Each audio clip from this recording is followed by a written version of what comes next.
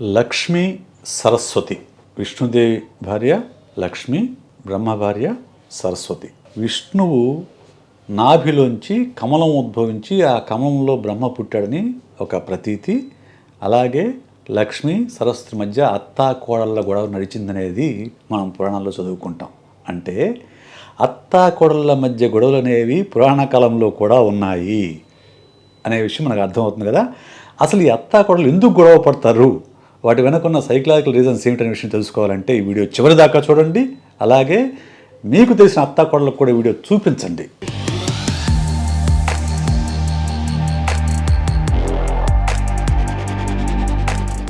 Hi, hello, welcome to my channel Psy Talks. నేను మీ psychologist విశేష్. అత్తా కోడళ్ళ గొడవ ఇది భూమి పుట్టినప్పటి నుంచి ఉంది. మనం పురాణాల్లో చూసాము, చరిత్రలో చూసాము, సినిమాల్లో చూసాము, మన తాతల ముత్తాతల కాలంలో చూసాము, మన తండ్రుల దగ్గర చూసాము, ఇప్పుడు చూస్తున్నాం. ఎలా ఉంటుందంటే ఇప్పుడు పిల్లలు చదువుకొని విదేశాలకు వెళ్ళి స్థిరపడినా కానీ ఈ అత్తా కోడళ్ళ గొడవ మాత్రం అలాగే కొనసాగుతుంది. ఎందుకు గొడవ పడతారు అత్తా కోడళ్ళు అనేది మనం కనుక గమనిస్తే, యూజువల్గా మనం ఒక సైకాలజిస్ట్గా నేను గమనించినప్పుడు నాకు అర్థమైన విషయాలు మీతో పంచుకుంటాను.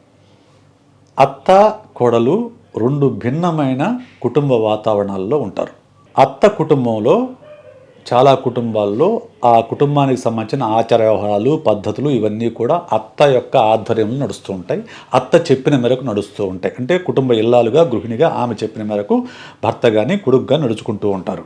కొడుకు అంటే విపరీతమైన ప్రేమ ఉంటుంది. అప్పటి వరకు కొడుకు తను చెప్పిన మాట వింటూ ఉంటాడు, తను చెప్పింది ఆచరిస్తూ ఉంటాడు, తన మాటకి గౌరవం ఇస్తూ ఉంటాడు. ఎప్పుడైతే పెళ్ళవుతుందో, పెళ్ళైన తర్వాత కొడుకు యొక్క ప్రాధాన్యాలు మారిపోతాయి. ఏమవుతుంది, అప్పుడు భార్య దగ్గర అవుతుంది, భార్య మాట వినటం మొదలు పెడతాడు. అంటే ఆమె సలహాలు కూడా తీసుకుంటూ ఉంటాడు. కొన్ని సందర్భాల్లో తల్లి సలహాలని కాదంటాడు, ఎక్కువ సందర్భాల్లో భార్య చెప్పిన మాటని అవునంటాడు, భార్య చెప్పి నడుచుకుంటాడు. అక్కడ అసూయ మొదలవుతుంది. అంటే ఇంతకాలం నేను పెళ్ళాం బెల్లం తల్లి అల్లమా, నా మాటలు ఇప్పుడు చేదైపోయాయా నీకు అని చెప్పేసి కొడుకు మీద ఉన్న కోపాన్ని కోడలపైకి మళ్ళిస్తారు. మళ్ళీ సూటిపోటి మాటలు మొదలవుతాయి. ఇది అత్తల వైపు నుంచి జరిగే తప్పు. కోడల వైపు నుంచి ఏం జరుగుతుందంటే, కోడలు ఒక భిన్నమైన వాతావరణం నుంచి వచ్చి ఉంటుంది. అత్తగారింట్లో ఒక భిన్నమైన వాతావరణం, పద్ధతులు ఇవన్నీ ఉంటాయి. ఈ అమ్మాయి కొత్త. అత్త ఏమంటే ఇలాగే చేయమంటది, ఏమి ఇలా చేయాల్సినందుకు అలా చేస్తానంటది. చేస్తే అయిపోతుంది. ఒక్కొక్క ఇంటికి ఒక్కొక్క పద్ధతులు ఉంటాయి, అవి ఆచరిస్తే అయిపోతుంది. ఇలాగ ఎందుకు చేయాలి, మా ఇంట్లో అలా లేదు, మా అమ్మ అలా చెప్పలేదు నాకు అని మొదలైంది అనుకోండి, గొడవ స్టార్ట్ అవుతుంది. ఇంకోటి, మన సమాజంలో ఏమవుతుందంటే, భర్త నా సొంతం, ఆ సినిమా కూడా ఒకటి ఉంది, నా మూడు నాకే సొంతం అనే సినిమా కూడా ఒకటి ఉంది. సొంతం అవడానికి నా ఆస్తి, భర్తనే కూడా ఆస్తి కాదుగా, వస్తువు కాదుగా, మనిషి కదా. ఆ మనిషికి తనకుంటే ఇష్టాయిష్టాలు ఉంటాయి కదా. ఆ మనిషి తనను కనీ పెంచిన తల్లికి గౌరవం ఇస్తాడు కదా, తల్లి మాట వింటాడు కదా. అక్కడ మొదలవుతుంది కోడల దగ్గర నుంచి భర్తకి. అంతేలే, నీకు ఎంత చెప్పినా మీ అమ్మ మాటే వింటావు, నా మాట ఎందుకు వింటావు, మీ అమ్మే నీకు అని చెప్పేసి ఇటువైపు నుంచి సతాయింపు మొదలవగానే భర్త బా ఎందుకురా ఈ గోడ అని చెప్పేసి ఏమో చెప్పిందంటే మొదలు పెడతాడు. అక్కడ అత్తకి ఇన్సెక్యూరిటీ మొదలవుతుంది.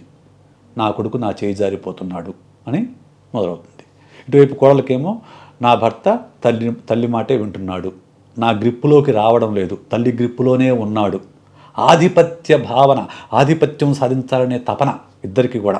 అటు కొడుకు ఇటు భర్త ప్లేస్లో ఉన్న వ్యక్తికి కూడా ఇష్టాయిష్టాలు ఉంటాయి, వాడు కూడా ఆలోచించగలడు అని ఆలోచించరు.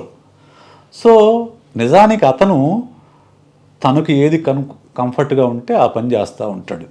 వీళ్ళిద్దరు కూడా ఎవరికి వాళ్ళే మా వల్లనే జరిగిపోయింది, మేము ఇలా చేయటం వల్ల అతను ఇలా ఉన్నాడని అనుకుంటూ ఒకళ్ళ మీద ఒకళ్ళు కారాల మీదలు నూరుకుంటూ ఉంటారు. ఇది ప్రధానంగా వచ్చే సమస్య. మళ్ళీ మనం గమనిస్తే మామాళ్ళ మధ్య గొడవ ఉండదు, అలాగే అత్తాళ్ళ మధ్య కూడా ఉండదు గొడవ, కేవలం అత్త కొడళ్ళ మధ్య ఉంటుంది. ఎందుకు? వంటింటి మీద ఆధిపత్యం కొంతమందికి. నేను ఒక మధ్యకాలంలో కేసు చూశాను. వీళ్ళు ఎక్కడో ఉంటారు, నార్త్ ఇండియాలో ఉంటారు, భర్త భార్య పిల్లలు. వీళ్ళ అత్తగారు హైదరాబాద్లో ఉంటారు, అత్త మామ. వీళ్ళు ఎప్పుడో సంవత్సరానికి ఒకసారి 2 సార్లు అక్కడికి వెళ్ళి ఒక నెల రోజులు ఉండి వస్తారు. ఈ నెల రోజులు అత్తగారు అక్కడికి వెళ్ళి వంటగదిలోకి దూరుతుంది. వెళ్ళగానే నా కొడుకు కట్ చేసి పెట్టాలి, నాకు కుజ్ చేసి పెట్టాలని ఒక ఉత్సాహంతో. అది ఆమె కోడలకి అఫెండ్. ఏమేంటి నా ఇంటికి వచ్చి నా వంటగది నా ఆక్యుపై చేస్తుంది అని ఇద్దరు గొడవ అని మధ్య మాట్లాడుకోరు. ఈమె వాళ్ళతో గొడవ పడుతుంది. భర్తకి తల్లి అంటే చాలా ఇష్టము. భర్త ఏమో సో వాళ్ళ అమ్మతో తిట్టిందని చెప్పేసి ఏమతో మాట్లాడడం మానేస్తాడు. సో కాపురం మళ్ళీ 4 నెలల పాటు గందరగోళం. వీళ్ళు విజిట్కి వెళ్ళిన ప్రతిసారి ఇదే జరుగుతుంది. ఆ అమ్మాయి నా దగ్గర కౌన్సిలింగ్కి వస్తే నేను చెప్పాను, ఏమ్మా మీ అత్తగారు మీ దగ్గర ఎంతకాలం ఉంటారు? సంవత్సరంలో 2 నెలలు. ఈ 2 నెలలు వంటగది ఆమె తీసుకుంటా అంటుంది. నీకేం పోయింది, ప్రశాంతంగా రిలాక్స్ అవ్వు, ఆమె వంట చేసి పెడతాను, నీకు నష్టం ఏంటి? అదేమన్నా సామ్రాజ్యమా? కాదు కదా. లెటర్ డూ, ఆ కొడుకు చేసి పెట్టుకో, నీకు నష్టం ఏంటి? ప్రశాంతంగా రెస్ట్ తీసుకో, నీకు నచ్చిన సినిమా చూడు, ఆమె వంట చేసుకుంటుంది. అప్పుడు నువ్వు అడ్జస్ట్ అయిపోతే నువ్వు మిగతా 10 నెలలు నీ భర్తతో హ్యాపీగా కాపురం చేయొచ్చు. అప్పుడు నువ్వు మీ ఆవిడతో గొడవ పడితే దాని ఇంపాక్ట్ మీ కాపురం మీద పడి మీరు మళ్ళీ 2-3 నెలల పాటు గొడవ పడుతున్నారు. ఏది వైస్ చాయిస్ నువ్వే తేల్చుకో అని చెప్పాను. సో ఆటోమేటిక్గా అమ్మాయి అర్థం చేసుకుంది. ఒక 2-3 సెషన్స్ తర్వాత తను అడ్జస్ట్ అవ్వడం అనేది మొదలైంది. ఇంకొకటి, వీళ్ళ అత్తాకోడళ్ళ మధ్య గొడవ కారణం అంటే పిల్లల పెంపకం. పిల్లల పెంపకం అంటే మామూలు అప్పుడు బాగుంది, కానీ పిల్లలు పుట్టిన తర్వాత పిల్లల్ని ఎలా పెంచాలి అనేది కూడా గొడవలకు కారణమవుతుంది.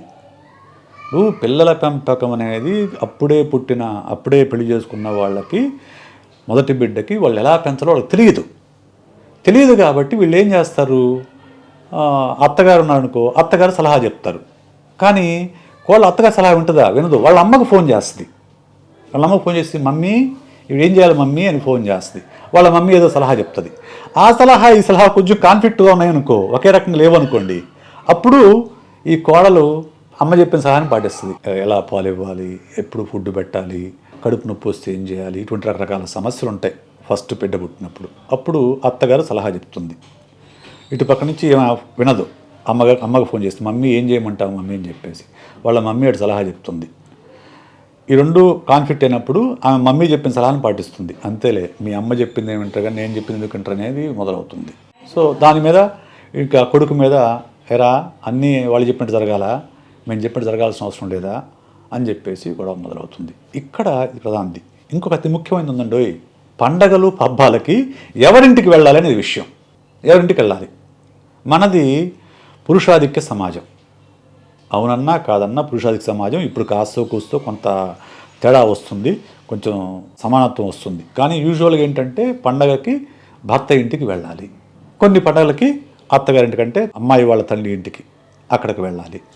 ఎక్కడికి వెళ్ళాలనేది ఇష్యూ వస్తుంది. వీళ్ళేమో మా ఇంటికి రమ్మంటారు, వాళ్ళేమో కొత్తలుడు మా ఇంటికి రాకపోతే ఎట్లని వాళ్ళు అంటారు. దాని దగ్గర వీళ్ళు నలిగిపోతూ ఉంటారు. సాధారణంగా అమ్మాయి ఓటు, కోడల ఓటు వాళ్ళ అమ్మోళ్ళ ఇంటికే ఉంటుంది. ఎప్పుడైతే కోడలు వాళ్ళ అమ్మోళ్ళ ఇంటికి కొట్టేస్తుందో ఇక్కడ అత్త కోపం వచ్చేస్తుంది. సో దాంతో గొడవ చిలికి గాలివానగా మారుతుంది. వీటన్నిటిని మనం గమనిస్తే వీటన్నిటి వెనక ఉన్న కారణం ఒకటి ఆధిపత్య భావన, 2 ఇన్సెక్యూరిటీ. కొడుకు తన చేజారిపోతాడు, భార్య గుప్పిట్లోకి వెళ్ళిపోతాడనే ఇన్సెక్యూరిటీ. అలాగే ఇటువైపు నుంచి భర్త తల్లి మాటే వింటాడు, తనను పట్టించుకోడు అనే ఇన్సెక్యూరిటీ ఒక ప్రధానమైన కారణం అయితే, రెండోది అవతలి వాళ్ళ పైన ఆధిపత్యం నేను చలాయించాలి, నాది అప్పర్ హ్యాండ్ కావాలి, నేను చెప్పిన మాటే నెగ్గాలి, అత్తగా నేను చెప్పిన మాట నెగ్గాలనేది ఆమె, లేదు కోడలుగా నా మాట నెగ్గాలని ఈమె. వీళ్ళిద్దరూ ఫైట్ చేసుకోవటం వల్ల ఈ గొడవలు అనేవి వస్తూ ఉంటాయి. అప్పుడు లక్ష్మీశ్వరం దగ్గర నుంచి ఈరోజు ఉన్న వాళ్ళ వరకు ఇదే సమస్య. అమెరికాలో ఉన్నా వాళ్ళు అమెరికాలో ఉండి అత్తగారు ఆంధ్రలో ఉన్నా అదే సమస్య. ఎందుకు? ఇక్కడి నుంచి రోజు ఫోన్లో మాట్లాడతారు, అక్కడ వాళ్ళు ఏం చేయాలి ఇక్కడ చెప్తూ ఉంటారు. ఈ సమస్య పోవాలి అని అంటే అత్త కోడలు పాటించాల్సిన విషయం ఏంటంటే, ముందు అత్తలు అర్థం చేసుకునే విషయం ఏంటంటే, కొడుకులు మన ఆస్తి కాదు, వాళ్ళు మన బిడ్డలు. వాళ్ళు సలహా అడిగినప్పుడు సలహా ఇవ్వాలి, కానీ ప్రతిదానిలో మనం దూరిపోయి సలహా చెప్పకూడదు. ఆయన అడిగితే సలహా చెప్పాలి, లేకుంటే వాళ్ళ జీవితం వాళ్ళకి నచ్చినట్లుగా వాళ్ళు తీర్చిదిద్దుకుంటారు. పిల్లల పెంపకం కూడా తరానికి మారిపోతూ ఉంటుంది. ఒక తరంలో 10-11 మంది గడ్డారు, ఆ తర్వాత 2 బిడ్డల ముగ్గురు మించికి వద్దన్నారు. ఆ తర్వాత ఒక బిడ్డ ముందు 2కి మించి వద్దు అన్నారు. ఇప్పుడు ఒక బిడ్డ ముద్దు అని చెప్తున్నారు. ఇంకా చెప్పాలంటే డింక్ అని కొత్త కాన్సెప్ట్ వచ్చిందట, డబుల్ ఇన్కమ్ నో కిడ్స్ అనే కొత్త కాన్సెప్ట్ వచ్చిందట. 2 మధ్య చేస్తే పిల్లల మటుకు వద్దనుకునే జంటలు కూడా ఉన్నారు. సో తరాంతరానికి పిల్లల్ని పెంచే పెంపకం మారిపోతుంది కాబట్టి మీ తరంలో పెంచట్లే మేము పెంచినట్లే నా కొడుకు కూడా పెంచాలని ఎక్స్పెక్ట్ చేయమాకండి, అటువంటి రుద్దమాకండి. కోడలు అర్థం చేసుకునే విషయం ఏంటంటే భర్త మీ ఆస్తి కాదు, భర్త మీద మీకెంత ప్రేమ ఉందో 25 ఏళ్ళు కని పెంచిన వాళ్ళ అమ్మకు కూడా అంతకంటే ఎక్కువ ప్రేమ ఉంటుంది. ఈరోజు మీకు తాళి కట్టినంత మాత్రం ఈరోజు నుంచి మీ ఆస్తి కాడు, మీరు చెప్పినట్టు వినాలని రూల్ లేదు. తల్లి మాట కూడా వింటాడు, వినాలి కూడా. ఇది అర్థం చేసుకోండి. ఇది ఎవరిపైన ఒకళ్ళ ఆధిపత్యం కోసం కాదు, ఇద్దరు కలిసి మెలిసి ఉన్నప్పుడే మీ కాపురం సుఖంగా ఉంటుంది. తన తల్లిని తిట్టిన భార్యని ఏ భర్త కూడా మనస్ఫూర్తిగా ప్రేమించడు.